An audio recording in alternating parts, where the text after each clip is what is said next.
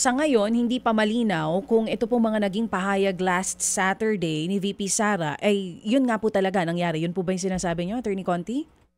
Oo kasi nung una, syempre, sa totoo lang, concern din ng mga biktima. Kailangan naming buhay si Duterte para magsimula ang trial.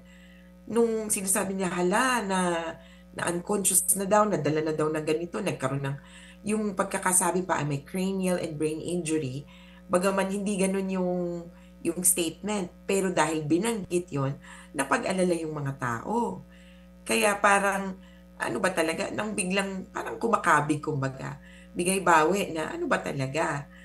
At para sa amin, ang malinaw ay, siya ay na CT scan na at na MRI nung May at saka June. Baka yun pa yung tinutukoy. Kasi nung May at June, nakalagay ito sa isang submission ng defense, talagang chinek naman na siya.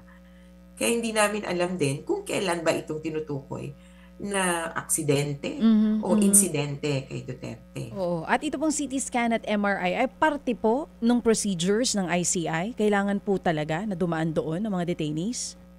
Ito. So, nabanggit ko, dikit ito dun sa competency issue. At mukhang hiniling ng kampo ni Duterte, ng defense, na magkaroon ng tests sa kanya. In fact, bukod doon, mukhang pinilit nila at sumalubong itong ICC detention facility.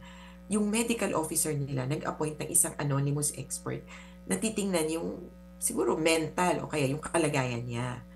At altogether, itong information na ito ang ginamit para basehan ng kanilang adjournment request. Yung competency issue niyan, ang premise pa nga nila, hindi na talaga fit to stand trial at kailangan matigil itong hearing na ito. Kaya lang, sabi ng ICC, teka, experts mo pa lang ang nagsasabi niyan. Hindi independent expert. Kaya, hintayin natin, siguro pwedeng mag-appoint. Yung prosecution sabi, pwede ba kami mag-appoint din ng expert? And probably itong judges will also appoint an independent panel of experts. Ano ang sasabihin nila patungkol sa competency or fitness to stand trial? Kaya na-delay ng konti yung hearing kasi yan yung evaluation stage.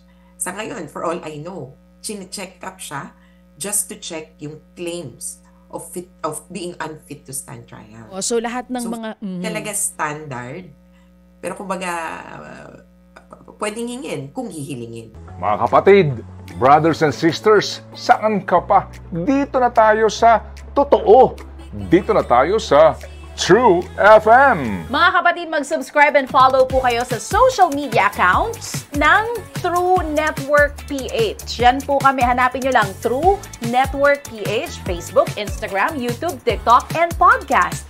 Mapa Apple or Spotify man yan, mahahanap nyo kami. Lahat ng mga napapanood at napapakinggan nyo po sa programa, nasa social media accounts namin yan. So, paano mga kapatid? See you sa social media!